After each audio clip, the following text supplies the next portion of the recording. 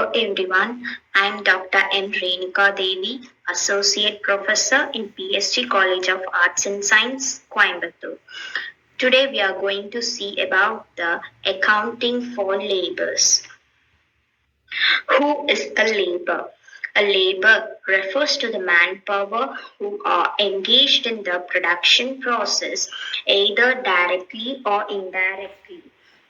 The labor is the most perishable commodity and as such should be effectively utilized immediately. Labor once lost cannot be recovered and is bound to increase the cost of production. On the other hand, materials being durable can be used as and when required and can be stored without having to incur immediate loss.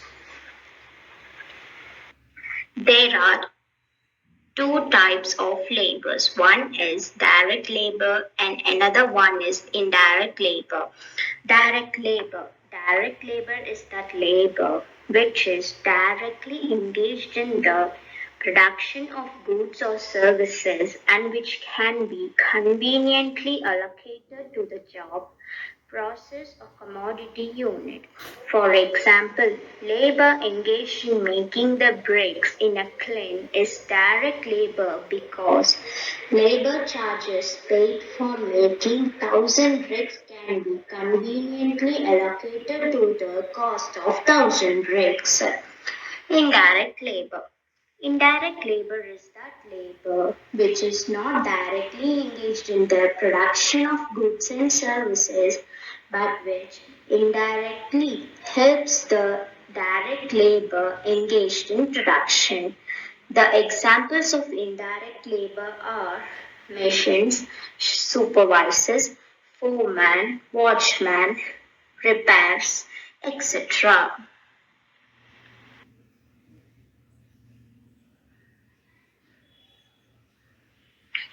Labor cost is a second major element of cost. Labor cost represents the various items of expenditure incurred on workers by the employer.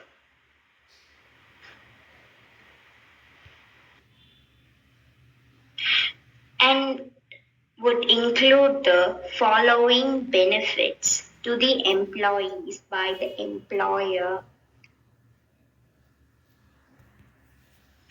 There are two types of benefits to the employees. They are monetary benefits and fringe benefits. What is labor turnover? A labor turnover denotes the percentage change in the labor force of an organization. High percentage of labor turnover denotes that labor is not suitable and there are frequent changes in the labor force because of new workers engaged and workers who have left the organization. A high labor turnover is not desirable and there are three types of labor turnovers, three methods in labor turnover.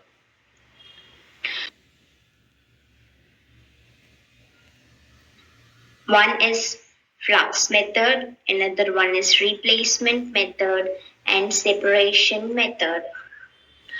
And there are some formulas for each of these methods.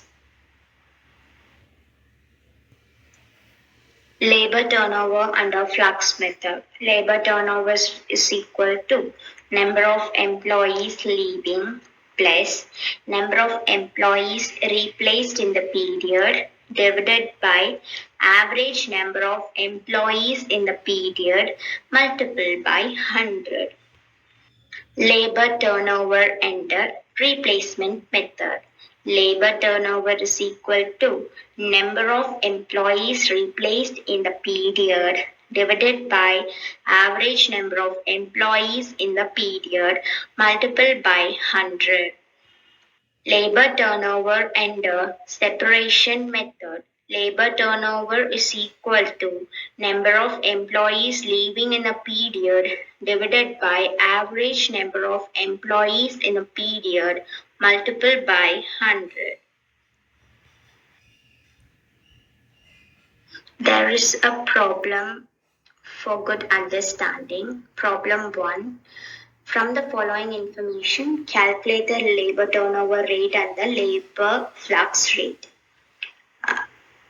In this problem, we are going to calculate labor cost and a flux method. Number of workers at the beginning of the year is 3,800. Number of workers at the end of the year is 4,200.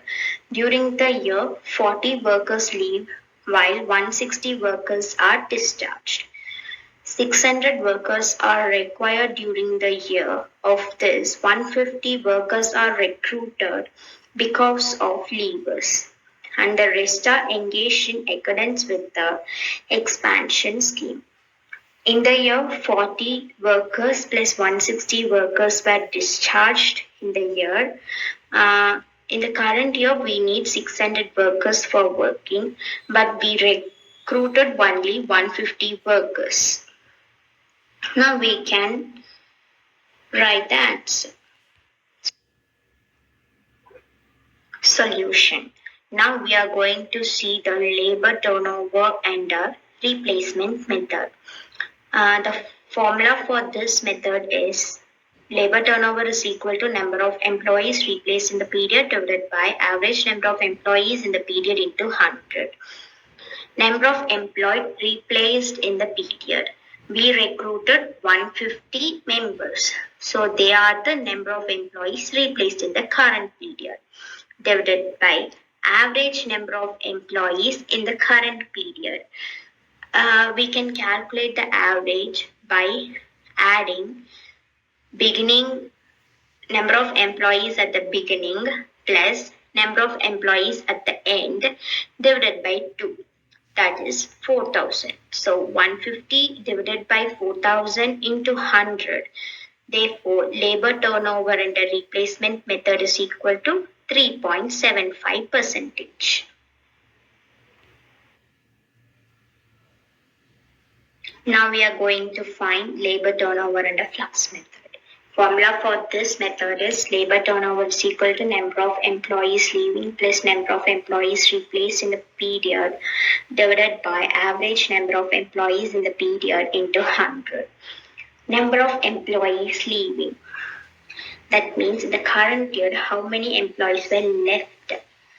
That is 160 plus 40, 200 employees were left. Number of employees replaced in the period. In the current year, we required 600 workers.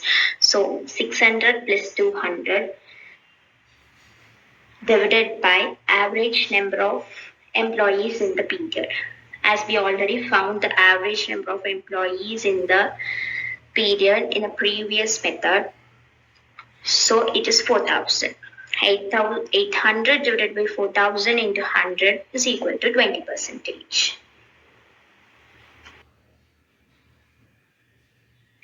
Now, remuneration. Remuneration is the reward or payment received by the employees in return for their work in the organization. Wages as a means of providing income for the workers become the only source of income which determines their economic survival in the society. So they try to force the employer to follow a method of wage payment which entitles them higher wages, and that is remuneration to the employees. The amount of wages payable to the workers determines their attitude towards their work and the employer. There are some essential features of a good wages system. A wages system will be treated as fair if it has the following features. The system should be fair both to the employer and the employee. It should be based upon the scientific time and motion study to ensure a standard output to the employer and a fair amount of wages to the worker. Next, the worker should be assured of a guaranteed minimum wages at a satisfactory level, irrespective of the work done by him. A worker should be paid according to their merits. Effective workers should be able to earn more wages as compared to the inefficient laborers. Next, skilled labor should be paid more as compared to the unskilled laborers. Skilled laborers are to be compensated for the efforts put in by them to acquire these skills. Next, the system should ensure equal payment for equal work. They should be rewarded with equal payment for their work.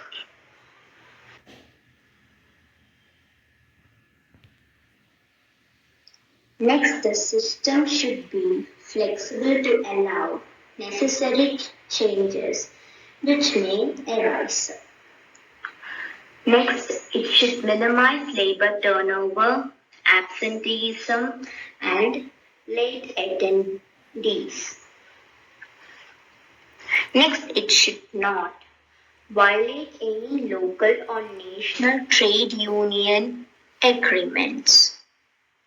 And it should be correlated to the capacity of the organization to pay.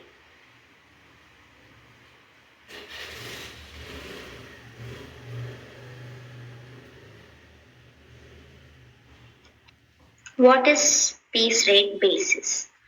A piece rate is a system in which the workers' wages are calculated according to the number of production unit produced by the employee at a specific period of time.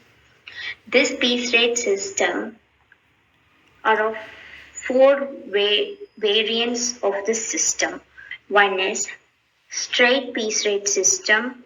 Next, Taylor's differential piece rate system.